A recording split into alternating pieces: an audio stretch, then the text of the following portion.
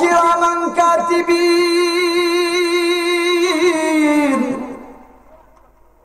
কি দেখাইলি রে ভাই, কি দেখাইলি? কিরামান কাতিবিন ডাক দিয়ে বলবে, ভাই রে,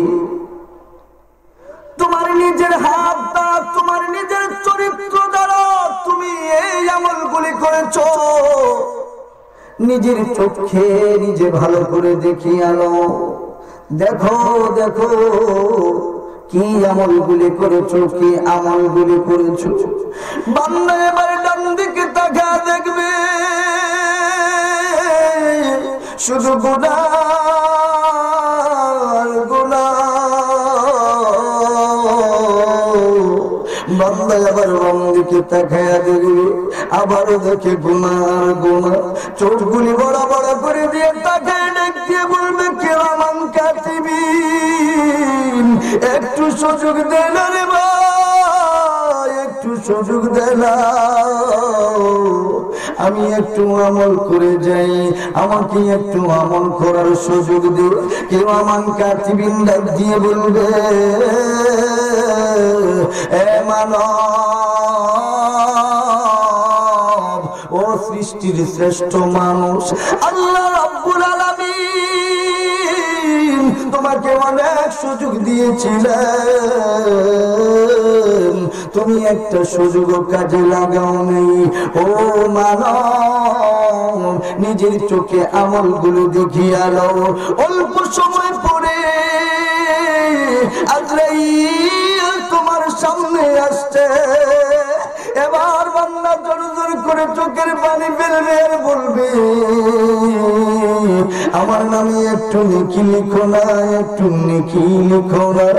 ওইবার ফেরেশতারা ডাক দিয়ে বলবে, ও মানব, যতদিন পর্যন্ত আমার কাছে খাতা আর কলম ছিল লিখেছি, এই দেখো কলমের কালি গুলি শেষ হয়ে গেছে, এই দেখো খাতার পৃষ্ঠাগুলি শেষ হয়ে গেছে, কোথাও লেখার মতো জায়গা নাই। ওই বান্দা হাউমাউ করে কান্না আরম্ভ করে দিবে। দুনিয়ার কোন মানুষ কান্না শুনতে পায় না। আল্লাহর হাবিব ডাক দিয়ে বলেন, ওই সময়ের কান্নাটা যদি পৃথিবীর কোন মানুষ শুনতে পাইতো, মানুষ কুলির কলিজা ফাটিয়া সঙ্গে সঙ্গে মারা যাইত। ও মুসলমান বন্ধুগণ, দিল দিয়ে কথাগুলি বুঝবেন রে ভাইজান। আল্লাহর নবী আরো বর্ণনা করেন, কিরামান কাতিবিন দুইজন ফেরেশতা তার আমলগুলি দেখায়া বলবে, দেখো তুমি বালেগ হবার পর থেকে নিয়ে এই পর্যন্ত আমলগুলি করেছ, এই আমলগুলি দেখিয়া তুমি নিজে নিজেই বলো, আমরা কি কোথাও ভুল করেছি নাকি? ওই মানব দেখতে বলবে, না, ভুল যা করার আমি করেছি, একটু সুযোগ দে না। কিরামান কাতিবিন ডাক দিয়ে বলবে, কোন সুযোগ নাই, আমাদের কাছে সুযোগের কোনো কিছুই নাই। কিরামান কাতিবিন ডাক দিয়ে বলতেছি, অল্প সময় পরে আজরাইল নামক ফেরেশতা তোমার সামনে আসছে, রেডি হয়ে যাও, রেডি হয়ে যাও। আজরাইলের চেহারা কিরকম হবে? বুখারী শরীফে আল্লাহর রাসূল সাল্লাল্লাহু আলাইহি ওয়াসাল্লাম বর্ণনা করেন, আল্লাহর নবী ডাক দিয়ে বলেন, আজরাইলের চেহারা এত বিকট, আজরাইলের চুলগুলি হবে পিকড়ানো, আজরাইলের দাঁতগুলি হবে লম্বা লম্বা গরুর সিংহের মতো। আল্লাহর রাসূল আরো বলেন, আজরাইলের হাতের নখগুলি হবে এত লম্বা লম্বা, আজরাইলের নখগুলি হবে, আজরাইলের নখগুলি হবে ইস্পাতের চাইতে ধারালো তার নখগুলি, পায়ের নখগুলিও হবে লম্বা। আল্লাহর হাবিব বলেন, এক হাতের মধ্যে থাকবে তার জাহান্নামী তলোয়ার, আর এক হাতের মধ্যে থাকবে জাহান্নামের শিকল। আল্লাহর হাবিব ডাক দিয়ে বলেন, মক্কার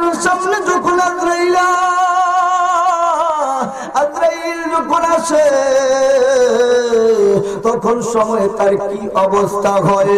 মানুষ যখন হয়, মানুষের কাছে যখন আজরাইল আসে, মানুষ তার তখন আজরাইলের দিকে তাকাইয়া বয়ে কম্পনে এমন জোরে জোরে আওয়াজ করতে থাকে, ওই আওয়াজগুলি দুনিয়ার কোন মানুষ শুনতে পায় না। আল্লাহর হাবিব বর্ণনা করেন, আজরাইল যেই মুহূর্তে তার সামনে হাজির হয়ে এত লম্বা লম্বা 90 জ্যেষ্ঠ আঙ্গুল তার সামনে যখন তুলে ধরা হয়, এত লম্বা লম্বা দাঁত তার সামনে যখন তুলে ধরা হয়, আসমানে তার চেহারা, জমিনের মধ্যে যেন তার পা, এরকম করে যখন আজরাইল তার সামনে দাঁড়ায়, ভয়ে কম্পনে রূহটা দৌড়া দৌড়ি আরম্ভ করে দেয়। আজরাইল রাগান্বিত হয়ে যায়। আল্লাহ রাব্বুল আলামিন বলেন, আখরিজু আনফুসাকুম। ইমাম বুখারী রাহমাতুল্লাহি আলাইহি অর্থ এনেছেন, আখরিজু আনফুসাকুমের অর্থ হলো আই রূহাকুম।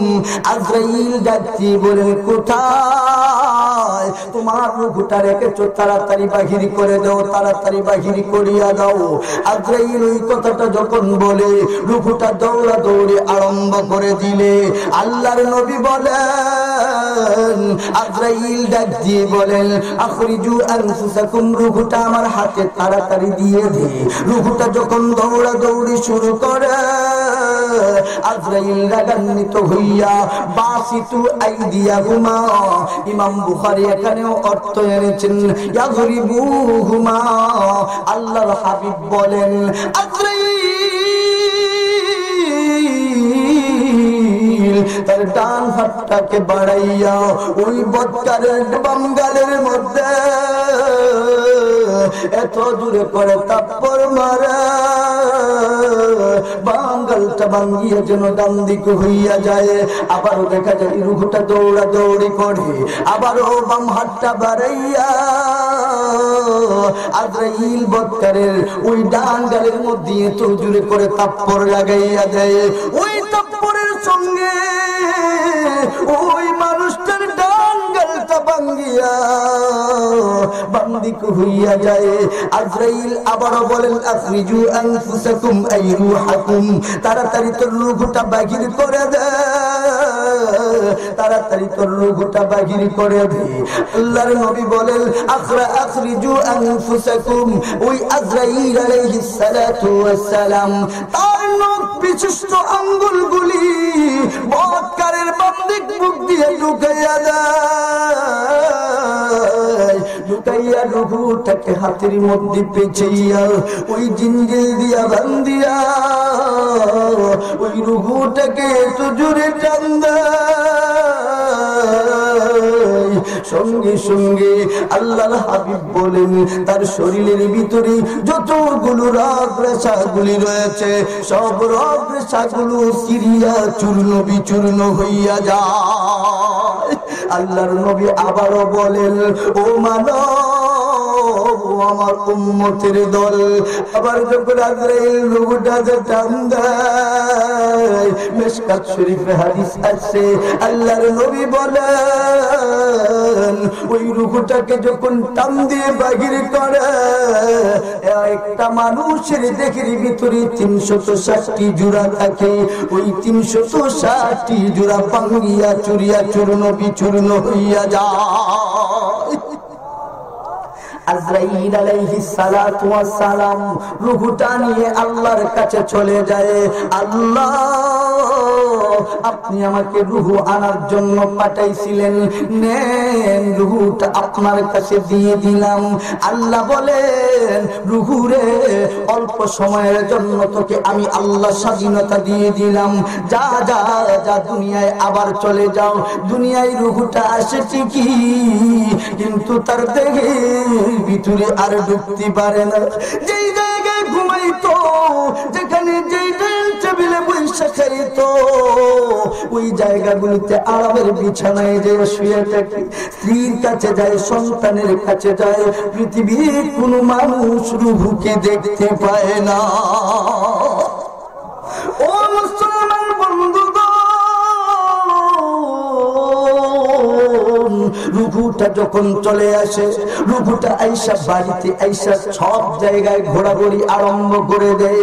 দেখে তার মরা দেহটাকে মানুষ ধুইতেছে বুড়ি পাতার গরম জল দিয়া, ধুইয়া মুইচাম বাজারে 40 টাকা গজের কাপড় তার জন্য রেডি হয়ে গেল। ইমাম সাহেব তাকে ওই মানুষটাকে কাফন পরিধান করাইয়া দিয়ে দিলেন।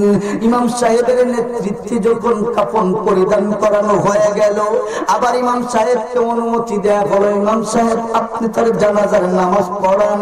ইমাম সাহেবের নেতৃত্বে জানাজার নামাজ হয়ে গেল। যেই মুহূর্তে জানাজার নামাজ শেষ, আল্লাহ রাব্বুল আলামিন তাকে এমন করে জাহান্নামগুলি দেখানো আরম্ভ করে দিবেন। আল্লাহ রাব্বুল আলামিন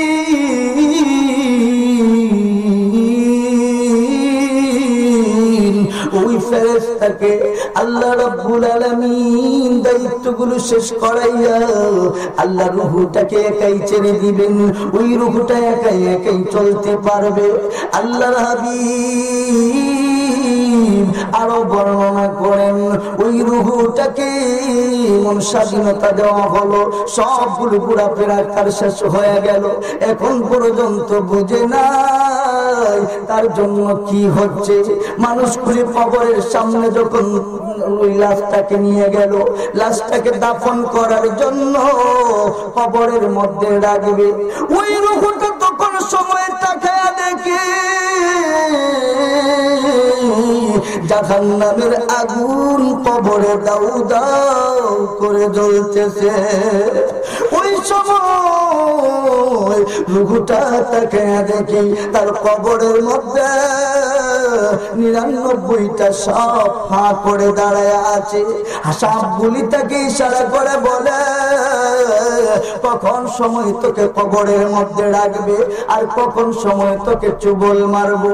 তখন সময় রূহটার জ্ঞান ফিরে আসে। ওই রূহটা তখন ভাইয়ের কাছে যায়, ভাই রে ওই কবরের মধ্যে আমাকে রাখিস না, ওই কবরের আযাব আমি সহ্য করবার পারবো না। বোনের কাছে যায়, আত্মীয় স্বজন সবার কাছে যায়, ছেলের কাছে যায়, মেয়ের কাছে যায়, কেউ তো রূহুর কথা শুনতে পায় না। মানুষগুলি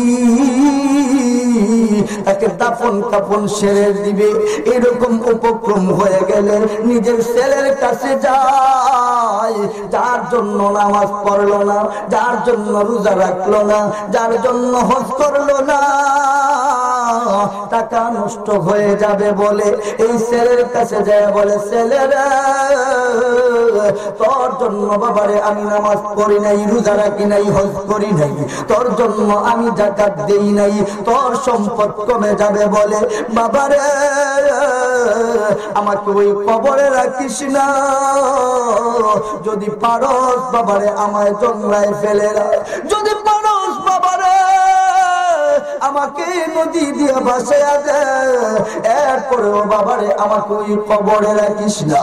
মানুষগুলি তো তার কোনো কথাই শুনতে পায় না, মানুষগুলি তাকে কবরের মধ্যে রেখে দিয়ে আসি। মানুষগুলি যখন কবর থেকে চলে যায়, আল্লাহ রাব্বুল আলামিন তার কবরে জাহান্নামের আগুন আর 99টি সাপ কিয়ামত পর্যন্ত তাদেরকে তাদের সাথে রেখে দেয়। এটা হলো বেকারের মরণ। ঈমানওয়ালার মরণ হলো, সংক্ষেপে বলি, ঈমানওয়ালার মরণ পরে আরো আলোচনা করব। ঈমানওয়ালা হলো যে শুধুমাত্র মরবে আর জান্নাতে চলে যাবে। আজরাইল কখন তার রূহটা বাহির করবে সে নিজে টেরও পাবে না। সুবহানাল্লাহ। ও মুসলমান বন্ধুগণ, আমাদেরকে আল্লাহর নবী মরণের পরে কবরের আযাব থেকে বাঁচাবার জন্য নবীজি উহুদের ময়দানে দন্দান মোবারক শহীদ করাইয়া দিলেন, ঠিক কিনা? ও মুসলমান বন্ধুগণ, তায়েফের ময়দানে বিশ্ব নবীজি রক্ত ঝরাইলেন। কেন? কারণ হলো গো মানুষগুলি যেন জাহান্নামের আগুনে জ্বলে না। আল্লাহর নবী বিদায় হচ্ছে বাসনের বেলায় সলক্ষ সাহাবায়ে কেরামকে সামনে রেখে আল্লাহর নবী সাহাবায়ে কেরামদেরকে ডাক দিয়ে বলেন, সাহাবীরা, আল্লাহ রাব্বুল আলামিন তোমাদের মধ্যে আমাকে নবী বানাইয়া আল্লাহ তোমাদের মধ্যে আমাকে প্রেজেন্ট করেছিলেন। ও সাহাবীর দল, তোমরা বলো তো তোমাদের কাছে আমি নবী সঠিকভাবে ইসলামটাকে পৌঁছাইতে পেরেছি কি পারি নাই? সাহাবায়ে কেরামগণ এক বাক্যে সকলেই জবাব দিয়েছিল, ইয়া রাসূলুল্লাহ, ইয়া হাবিবাল্লাহ, আল্লাহর হাবিব গো, আপনি যেমন করে ইসলাম পৌঁছাবার কথা ছিল এমন করে তো আপনি পৌঁছাইছেনি, বরঞ্চ আরো সুন্দর করে আমাদের কাছে ইসলাম বুঝাইয়া পৌঁছাইয়া দিয়েছে। আর একটু জোরে বলেন সুবহানাল্লাহ। ও মুসলমান বন্ধুগণ,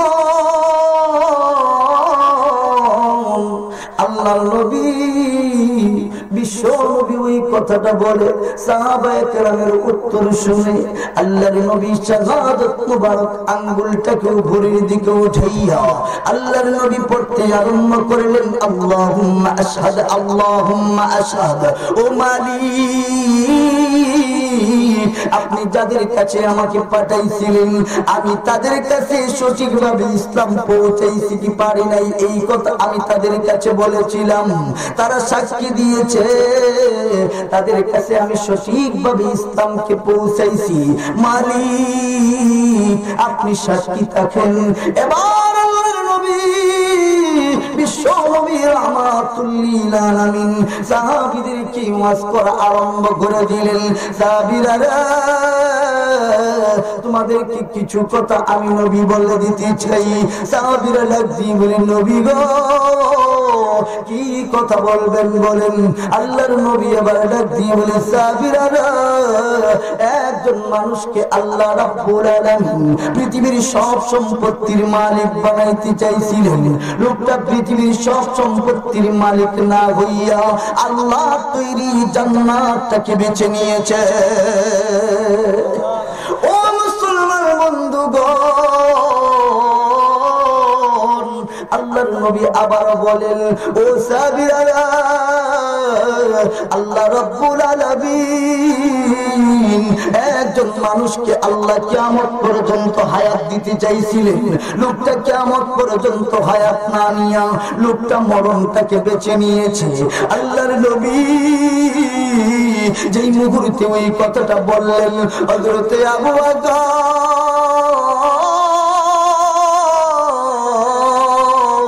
হাউমাউ করে কান্না আরম্ভ করে দিয়েছে। আল্লাহর নবী কথা বলার পরে হযরতে আবু বকর হাউমাউ করে কান্না আরম্ভ করে দিলে সাহাবায়ে কেরামগণ জিজ্ঞেস করে, আবু বকর পাগল হয়ে গেলে নাকি রে? আবু বকর পাগল হয়ে গেলে নাকি? আল্লাহর রাসূল একজনের কথা বললেন যে তাকে আল্লাহ পৃথিবীর সব সম্পত্তির মালিক বানাইতে চাইছিলেন। আল্লাহ তো চাইলে পারেন। আল্লাহ রাব্বুল আলামিন একজন মানুষকে আল্লাহ রাব্বুল আলামিন কিয়ামত পর্যন্ত হায়াত দিতে চাইছিলেন। আল্লাহ সেটাও তো পারেন। ও আবু বকর কান্নার এখানে তো কোনো কারণ দেখি না। আবু বকর ডাক দিয়ে বলে, সাহাবীরা বুঝতে পারো না, বুঝতে পারো নাই আমি আবু বকর যা বুঝেছি তোমরাও যদি তা বুঝতাম তাহলে আমি আবু বকর যেমন করে কান্না করি তোমরাও কান্না করতাম। আবু বকরকে সাহাবায়ে কেরামগণ ডাক দিয়ে বলে, আবু বকর ভাই তোমার কথার মর্ম তো এত বেশি আমরা বুঝি না। আবু বকর ডাক দিয়ে বলে, সাহাবীরা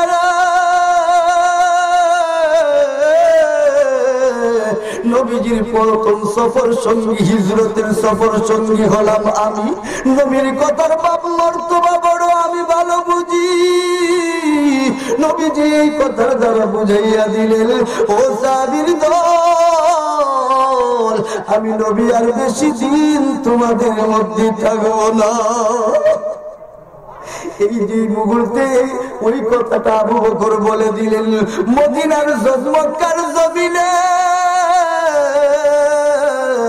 সাহাবায়ে কেরামগণ যেন একটা কান্নার রোল শুরু করে দিলেন।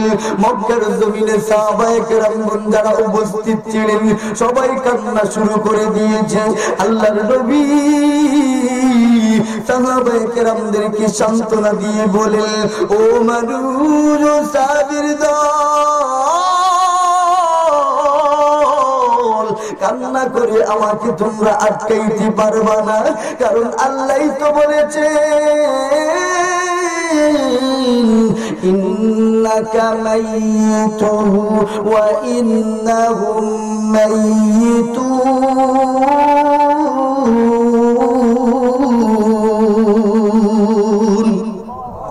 আমার প্রাণের মুসলমান বন্ধুগণ, আল্লাহ নবীকেও জানাইয়া দিলেন, নবী গো, আপনিও মরণশীল, আপনার দুশমনেরাও মরণশীল। আল্লাহর নবী আয়াতটা শোনাইয়া দিয়া নবীজি যখন মদিনায় চলে গেলেন, আল্লাহর নবীর ইন্তেকালের পূর্ব মুহূর্তে নবীজি 11 দিন পর্যন্ত অসুস্থ ছিলেন। তবে 8 দিন পর্যন্ত নবীজি মসজিদে নববীতে যাওয়া আসা করেছেন। এই 3 দিন নবীজি মসজিদে নববীতে যাইতে পারেন না। 8 নম্বর দিন শেষ হয়, 9 নম্বর দিন হযরত বিলালের আযান মসজিদে নববীতে হয়ে গেল। মসজিদে নববীতে বিলালের আযান হয়ে গেল। আল্লাহর নবী মসজিদে নববীতে প্রবেশ করছেন না। সময় চলে যাচ্ছে, মসজিদে নববীতে আল্লাহর রাসূল সাল্লাল্লাহু আলাইহি ওয়াসাল্লাম মসজিদে নববীতে ঢুকছেন না। সাহাবায়ে কেরামগণ ডাক দিয়ে বলেন, নবী গো, আপনি কি নামাজ পড়াইবেন না? আল্লাহর নবী সাহাবায়ে কেরামকে লক্ষ্য করে হযরত আয়েশাকে ডাক দিয়ে বলেন, আয়েশা রে, মসজিদে নববীর ভিতরে আল্লাহ চিল্লা শোনা যায়, কারণটা কি? আয়েশা ডাক দিয়ে বলেন, নবী গো, আপনার সাহাবায়ে কেরামগণ আপনাকে সময় মতো না পেয়ে তারা কান্নাকাটি শুরু করে দিয়েছে। আল্লাহর নবী ডাক দিয়ে বলে, আয়েশা, আমি নবীর মাথার মধ্যে বড় দারুণ ব্যথা, বুকের মধ্যে বড় দারুণ ব্যথা, আমি নবী মাথা মোবারক উঠাইতে পারি না, বুকের মধ্যে বড় দারুণ ব্যথা, কষ্ট সহ্য করবার পারি না। ও আয়েশা, তুমি বলো তোমার বাবা আবু বকর যেন আজকের ইমামতি করে।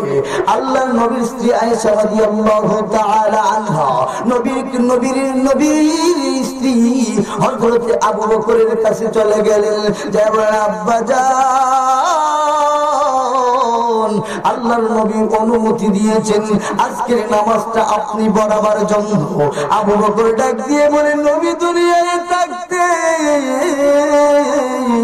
আমি আবু বকর মসজিদে নববীতে ইমামতি করব, সেটা কখনো সম্ভব নয়।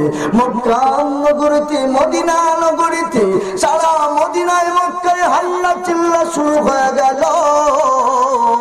মদিনার দুধের বাচ্চাগুলিও কান্না বন্ধ করে দিল, খাওয়া দাওয়া বন্ধ করে দিল। এমন অবস্থা মদিনায় শুরু হয়ে গেল যেন মদিনায় কি যেন একটা হয়ে গেছে। মসজিদের নববীর সাহাবায়ে কেরামগণ কান্না শুরু করে দিয়েছে। হাউমাউ করে কান্না শোনার পরে আল্লাহর নবী ডাক দিয়ে বলেন, আয়েশা, তোমার বাবা আবু বকরকে বলো আমি নবী হুকুম দিলাম আমার জায়নামাজে দাঁড়াইয়া যেন আবু বকর নামাজ পড়ায়। আল্লাহর নবী বিশ্ব নবী রাহমাতুল লিল আলামিন সাইয়্যিদুল কাওনাইন মুহাম্মাদুর রাসূলুল্লাহ সাল্লাল্লাহু আলাইহি ওয়াসাল্লামের কথা মতো হযরতে আবু বকর হুকুম পাওয়ার পালন করতে যাইয়া আবু বকরের ইমামতিতে নামাজ শুরু হয়ে গেল। আল্লাহ হযরতে বিশ্ব নবী আয়েশাকে ডাক দিয়ে বললেন, আয়েশা আমার হুজরা থেকে যে জানালাটা মসজিদের দিকে, ওই মসজিদের জানালার কাপড়টা সরাইয়া দাও, আমি দেখবার চাই আমার সাহাবায়ে কেরামগণ কেমন করে নামাজ পড়ে। আল্লাহর নবী কষ্ট করে মাথা মুবারক উঠাইতে পারেন না। আল্লাহর নবী বিশ্ব নবী মাথা মুবারক উঠাইয়া মসজিদে নববীর দিকে তাকাইয়া আল্লাহর নবী বিশ্ব নবী রাহমাতুল লিল আলামিনের চোখ থেকে ঝরঝর করে পানি পড়া আরম্ভ হয়ে গেল। আল্লাহর নবীকে হযরতে আয়েশা ডাক দিয়ে বলেন, ইয়া রাসূলুল্লাহ, ইয়া হাবিবাল্লাহ, আল্লাহর হাবিব গো, আপনি কান্না করেন কেন? আপনার সাহাবায়ে কেরামগণ তো কত সুন্দর করে নামাজ পড়তেছে। আল্লাহর নবী আয়েশাকে ডাক দিয়ে বলেন, আয়েশা রে, এটা আমার কষ্টের কান্না নয়, এটা হলো আমার সুখের কান্না। আমি নবীজি ওই নামাজের জন্য, ওই কোরআনের জন্য আমি নবীজি উহুদের ময়দানে দন্দন মুবারক শহীদ করে দিয়েছিলাম, তায়েফের ময়দানে রক্ত জড়াইলাম। আজকে আমি নবীর জীবনটা চকচক হয়ে গেল, এতে প্রমাণ পাওয়া গেল আমি নবীজি দুনিয়ায় যদি নাও থাকি নামাজ কিয়ামত পর্যন্ত বন্ধ হবে না। ও মুসলমান বন্ধুগণ,